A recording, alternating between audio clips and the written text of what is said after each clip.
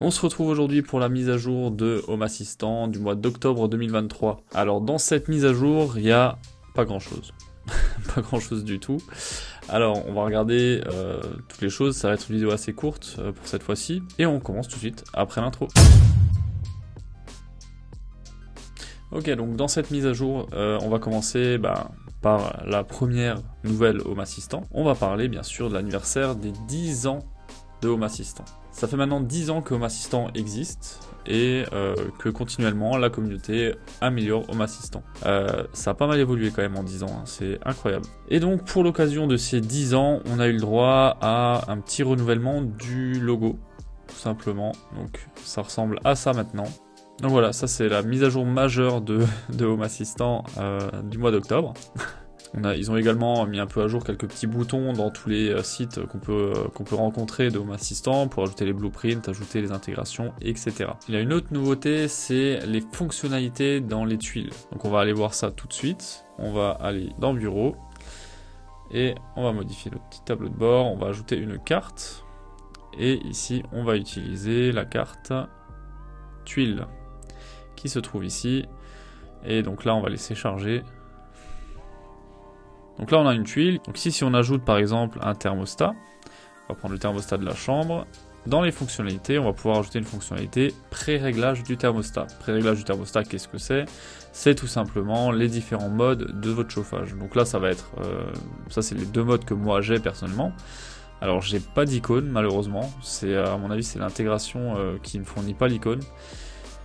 Et donc ici vous pouvez avoir un mode écho par exemple, ça c'est assez fréquent, un mode présent, etc. Et ce qu'on peut faire aussi en cliquant sur le crayon, ici on peut le passer en icône. Donc on peut aussi choisir avec les icônes, tout simplement.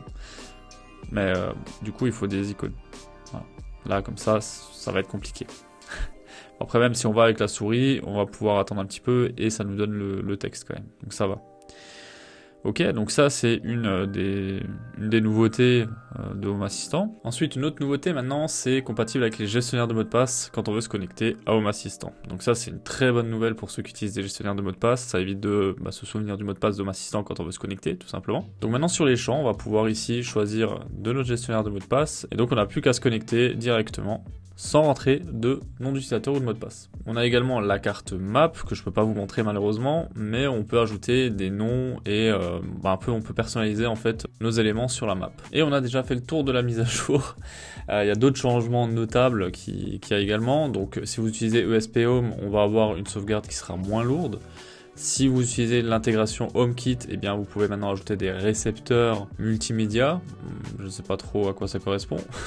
Roborock également, ils ont ajouté quelques capteurs en plus. On a WeThings, qui est une marque aussi qui a beaucoup d'améliorations. On a une prise en charge de l'intégration Rainbird. Voilà, après on a quelques autres petites mises à jour, il n'y a rien de très spécial. Il y a la carte entité d'image qui dispose d'une option de mode d'ajustement pour contrôler la façon dont l'image s'adapte à la carte. Donc ça je vais pouvoir vous montrer, par exemple, j'avais fait un exemple de toute façon ici dans monitoring, tac, voilà. Donc ici on a notre petite image, donc là en l'occurrence c'est la caméra, et là on voit que dans ce format là, eh bien, en plus en noir et blanc, en plus dans ce format là, on va avoir un zoom qui se fait. Voilà, donc là je suis en 9.15, et du coup quand on va dans l'éditeur de code, on aura ici Fit Mode, donc on va pouvoir mettre Cover, on va pouvoir mettre Fill. Donc du coup ça remplit dans l'encadré qu'on a prévu. Et on a également Contain qui va vraiment le mettre pour que ce soit pas étiré, rien du tout. Ok, donc ça c'est pour l'entité image. Ensuite au niveau du Z-Wave, on peut également collecter des logs. Ça c'est enfin une bonne nouvelle. Donc ça pareil je peux vous montrer parce que j'ai Z-Wave. Donc quand on va dans appareil et services, on va chercher ici le Z-Wave, on va dedans. Et ici on peut activer l'enregistrement des journaux. Et ensuite, quand tu l'arrêtes, ça va télécharger directement les logs. Donc là, il suffit de les ouvrir, les logs. Et là, on a tout simplement les logs de Z-Wave directement. Donc là, d'ailleurs, je vois qu'il y a des erreurs, il va falloir que je regarde ça. On a également des nouvelles intégrations. On a Apple Weather Kit, ça va permettre à Home Assistant d'aller chercher la météo de Apple. Donc comme sur votre iPhone, vous avez la météo, et bien, on va pouvoir récupérer les informations avec cette intégration-là. On a EcoForest, pour les appareils EcoForest, forcément. On a le bureau Ikea, donc ça c'est pas mal. Donc on peut intégrer son bureau assis debout de Ikea, ça c'est plutôt pas mal. J'ai déjà dit ça. Oui, bon, c'est plutôt pas mal, quoi. Voilà. On a Private BLE Device qui permet en fait de suivre les appareils de Bluetooth Low Energy qui changent fréquemment d'adresse. Mac par exemple, je crois que les iPhones ils font ça, donc ça va permettre d'améliorer un peu le suivi de vos iPhones par Bluetooth.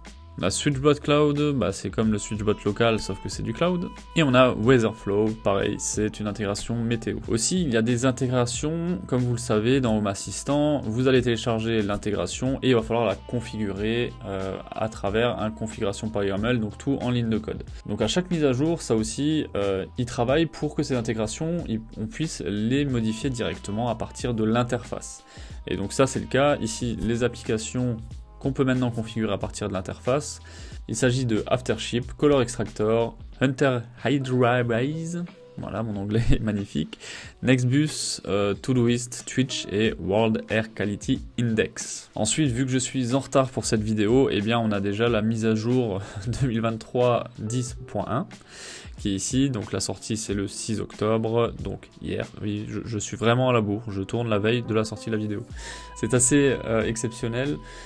Et donc ici on a également pas mal de choses qui ont été, alors c'est principalement des bugs fixes, donc ils corrigent des bugs de la mise à jour, donc il n'y a pas de choses très intéressantes ici. Ensuite au niveau des breaking change, on a HomeKit Bridge, Modbus, MQTT, NGB Get, OpenTerm Gateway, Penter, ScreenLogic, Supervisor, Twitch et Z-Wave. Alors à savoir que si vous faites la mise à jour et que ça plante, eh bien si vous avez une des intégrations là, ben, il va falloir regarder si justement le breaking change, vous cliquez dessus et ça vous explique qu'est-ce qui a été changé. Donc bien sûr, n'oubliez pas avant de faire la mise à jour, une sauvegarde obligatoire, on la dégage de Home Assistant, on la télécharge sur le PC, peu importe, mais on fait une sauvegarde et ensuite on fait la mise à jour. Voilà, c'était déjà tout pour cette mise à jour. Du coup, j'ai essayé de la faire traîner un peu en longueur parce que c'est assez court comme mise à jour. Donc j'espère qu'on aura des mises à jour quand même un peu plus intéressantes pour les mois prochains et on se voit très vite pour des nouvelles vidéos.